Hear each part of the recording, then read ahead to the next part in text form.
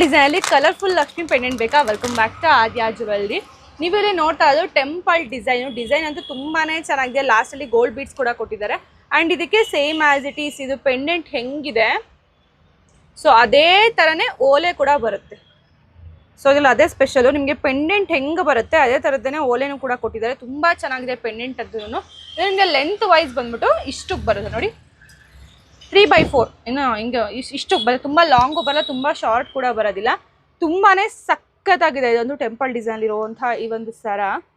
C and ನಿಮಗಿದು painting ಬಂದ್ಬಿಟ್ಟು enamel painting ಅಂತ ಹೇಳಿ ಕರೀತಾರೆ ಇದನ್ನು. ಸೊ ಇದು ಯಾವುದೇ ಕಾರಣಕ್ಕೂ ನಿಮಗೆ ಕಲರ್ ಎಲ್ಲ ಹೋಗೋದಿಲ್ಲ. ಡೋಂಟ್ ಬರಿ ಕಲರ್ ಹೋಗ್ಬಿಡುತ್ತಾ, ಸೊ ಕಲರ್ ಶೇಡಾಗಿ ಹೋಗ್ಬಿಟ್ರೆ ಅನ್ಪಾಲಿಶ್ ಆಗೋದ್ರೆ ಸೊ ಆ ಥರ ಎಲ್ಲ ಏನೂ ಆಗೋಲ್ಲ.